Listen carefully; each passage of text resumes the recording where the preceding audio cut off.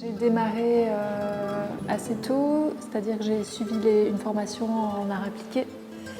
Et par la suite, j'ai découvert en fait le travail d'une jeune femme qui pratiquait la gravure et j'ai trouvé que les noirs étaient très beaux, le trait ça m'appelait beaucoup, donc j'ai candidaté pour suivre une formation à l'école Estienne en gravure. J'ai été reçue. Je me suis formée pendant 2 ans, j'ai découvert des choses notamment le gaufrage, enfin des techniques auxquelles je ne m'attendais pas trop. Et donc suite à ça, j'ai fait une licence pour créer les entreprises dans les métiers d'art. Ça m'a permis de suivre un apprentissage et donc par la suite j'ai navigué dans des ateliers, chez les imprimeurs, puis chez les graveurs, pour voir vraiment de A à Z comment on fabrique, comment on réalise une gravure, comment on l'imprime. Donc on grave à l'envers, toujours l'image, et donc il y a plein de façons de graver, soit de façon directe ou indirecte, en utilisant de l'acide ou en utilisant une petite fraiseuse comme avec un micromoteur pour le gaufrage ou avec des burins. Voilà. Donc c'est un peu tout ce monde-là derrière lequel se cachent autant de métiers au final.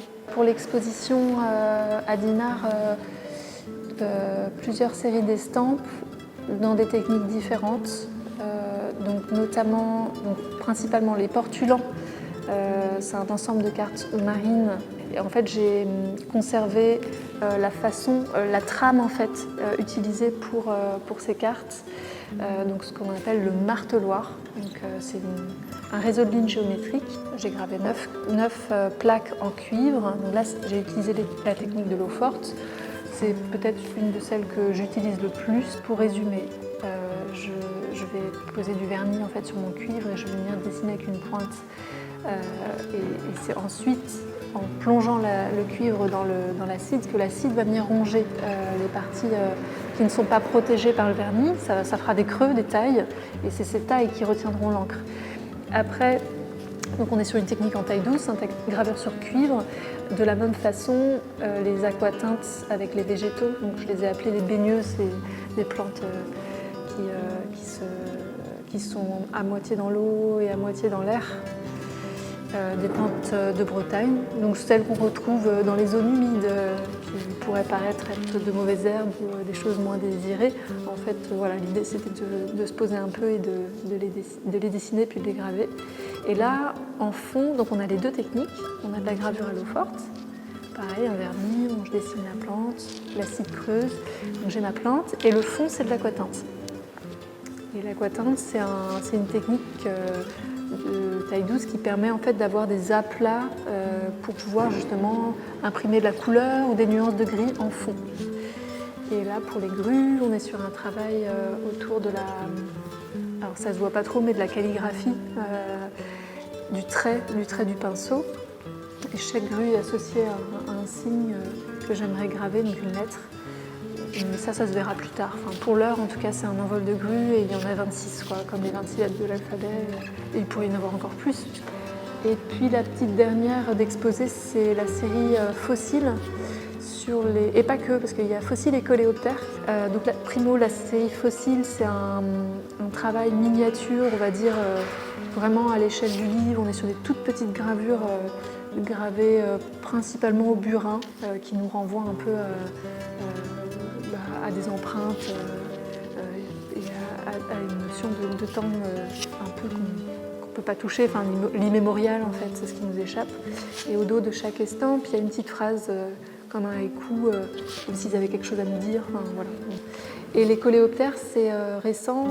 Donc là, l'idée, c'est d'agrandir un peu le format, d'ouvrir un peu plus. Parce que quelque part, les fossiles, voilà, faut s'approcher, il faut chercher, on est sur des petits trésors, enfin, ce sont toutes petites pépites. Et donc là, l'idée, ça va être de déployer un peu tout en gardant le niveau de détail et de passer du temps avec les coléoptères. Il y a comme un désir, donc à chaque fois, de développer une série et de couvrir le sujet. Alors pas de façon encyclopédique, mais d'inventorier un peu tout type de spécimens. Et comme c'est vrai que j'ai été formée à la gravure de poinçons typographiques, je suis sensible à la lettre et à l'écriture. Donc il y a écriture et écriture, donc peut-être on peut parler d'écriture du vivant, on va essayer de retracer ça. Enfin, plus ça va, plus j'ai l'impression que tout tourne autour de l'écriture. Enfin, ce qui m'intéresse, c'est de savoir comment faisaient les anciens, d'essayer de reconstituer des choses au plus près.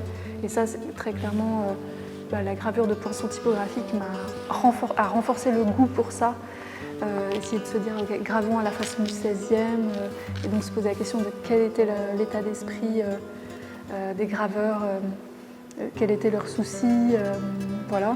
En somme, moi, ce qui me plaît, c'est d'avoir la possibilité de faire soi-même, de mettre tout en œuvre pour aller dans un certain sens, et quitte à aller dans un sens, ce sera au service de